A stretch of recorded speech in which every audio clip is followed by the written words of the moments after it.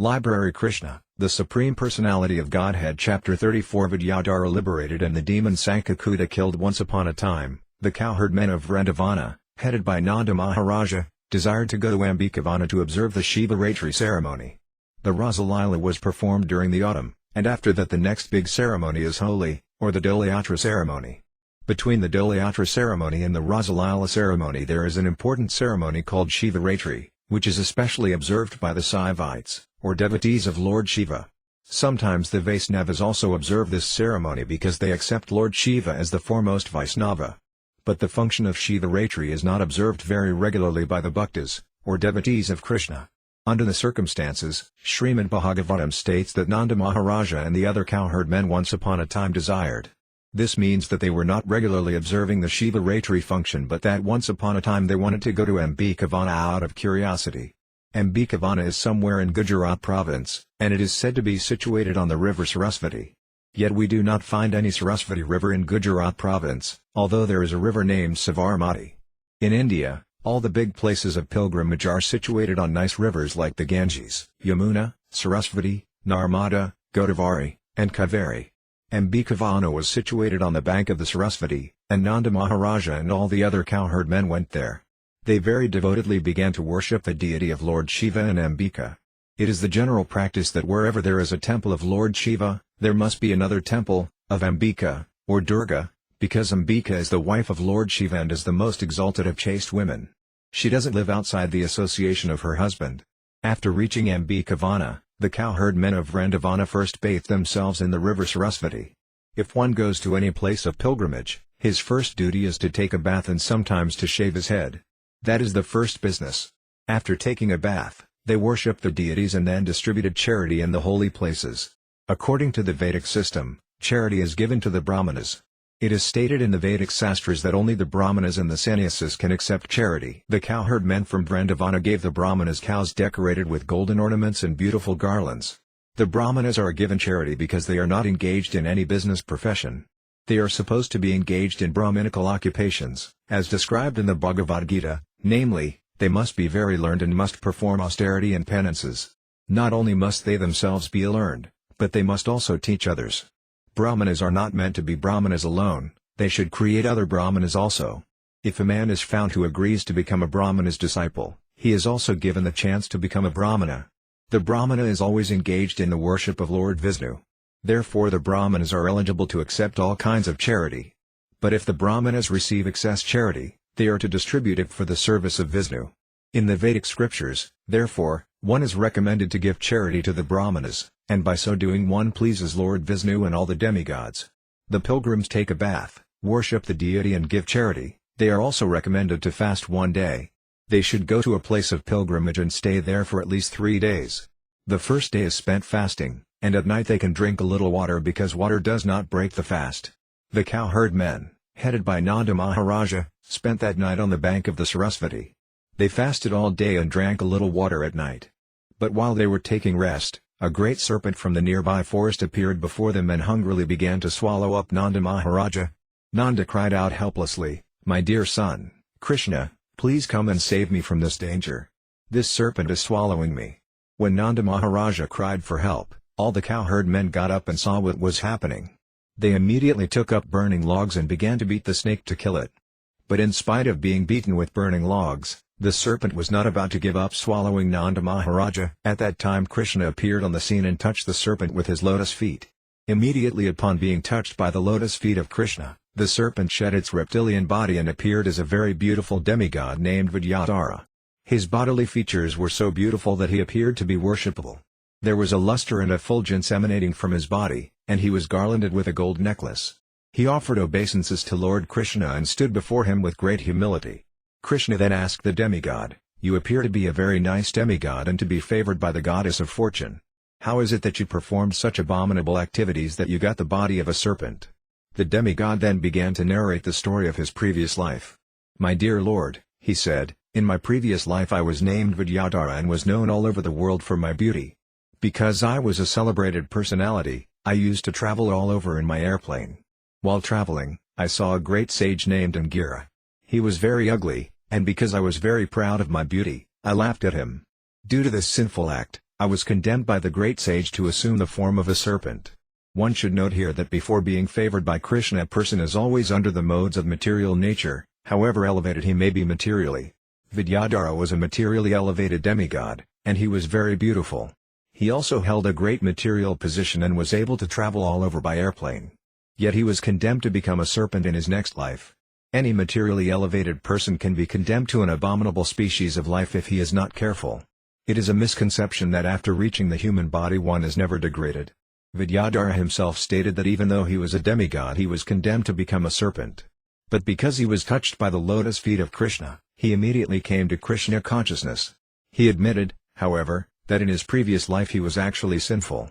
A Krishna conscious person knows that he is always the servant of Krishna, he is most insignificant, and whatever good he does is by the grace of Krishna and the spiritual master. The demigod Vidyādhara continued to speak to Sri Krishna.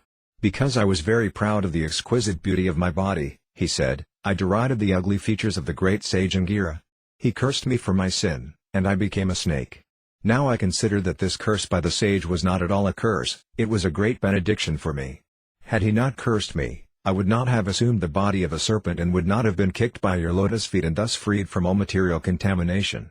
In material existence, 4 things are very valuable: to be born in a decent family, to be very rich, to be very learned and to be very beautiful. These are considered to be material assets. Unfortunately, without Krishna consciousness, these material assets sometimes become sources of sin and degradation. Despite Vidyādhara's being a demigod and having a beautiful body, he was condemned to the body of a snake due to pride. Therefore from this incident we can learn that those who are too proud of their material assets or who are inimical toward others are degraded to the bodies of snakes. A snake is considered to be the most cruel and envious living entity, but those who are human beings and are envious of others are considered to be even more vicious than snakes. The snake can be charmed or controlled by mantras and herbs, but a person who is envious cannot be controlled by anyone. My dear Lord, Vidyādhara continued, now, since I think I have become freed from all kinds of sinful activities, I am asking your permission to return to my abode, the heavenly planets.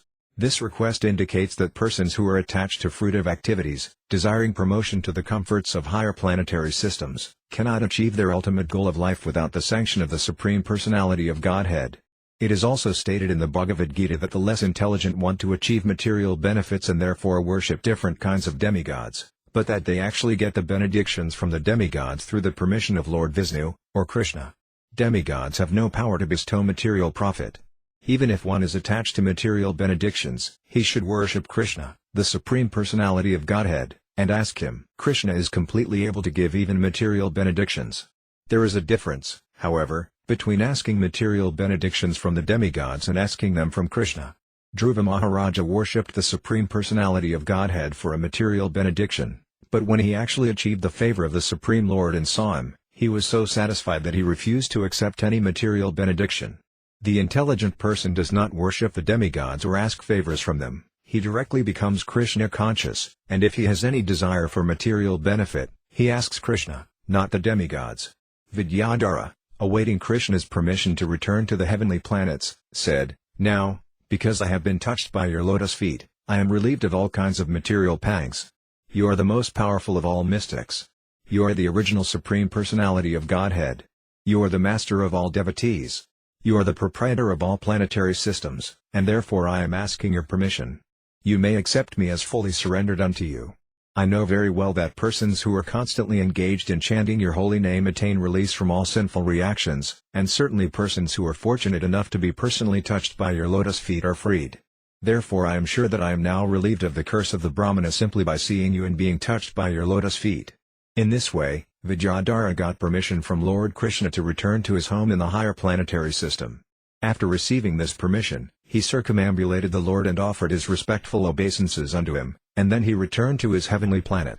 Thus Nanda Maharaja was relieved of the imminent danger of being devoured by the snake.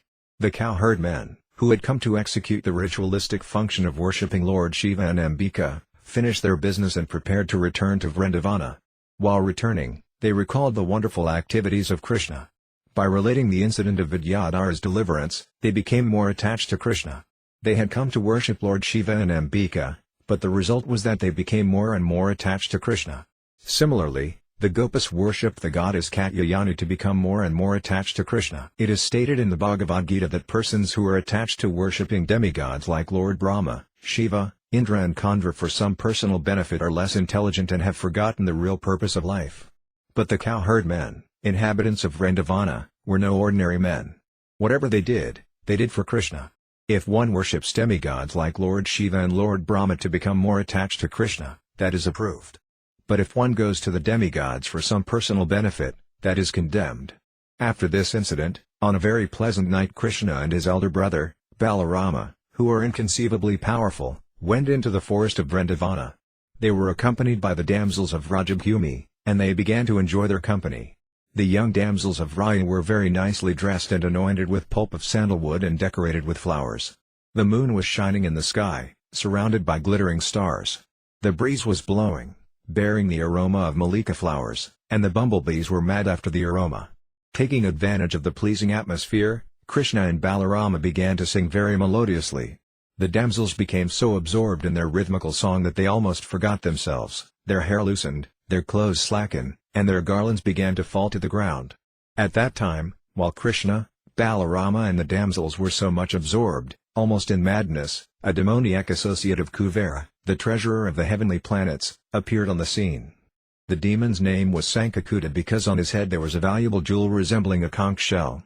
Just as the two sons of Kuvera had been puffed up over their wealth and opulence and did not care for Narada Muni's presence, this Śaṅkhacūḍa was also puffed up over material opulence. He thought that Krishna and Balarama were two ordinary cowherd boys enjoying the company of many beautiful girls. Generally, in the material world, a person with riches thinks that all beautiful women should be enjoyed by him. Śaṅkhacūḍa also thought that since he belonged to the rich community of Kuvera, he, not Krishna and Balarama, should enjoy the company of so many beautiful girls. He therefore decided to take charge of them. He appeared before Krishna, Balarama and the damsels of Raya and began to lead the girls away to the north. He commanded them as if he were their proprietor and husband, despite the presence of Krishna and Balarama. Being forcibly taken away by Śaṅkhacūḍa, the damsels of Raya called out the names of Krishna and Balarama for protection. The two brothers immediately began to follow them, taking up big logs of solid wood in their hands. "Don't be afraid, they called to the Gopas. "We are coming at once to chastise this demon."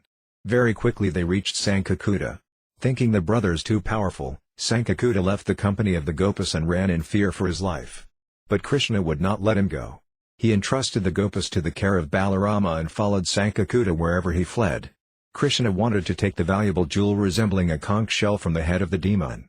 After following him a very short distance, Krishna caught him, struck his head with his fist and killed him. He then took the valuable jewel and returned. In the presence of all the damsels of Raya, he presented the valuable jewel to his elder brother, Balarama. Thus ends the Bhaktivedanta purport of the 34th chapter of Krishna, Vidyādhara Liberated and the demon Śaṅkhacūḍa killed.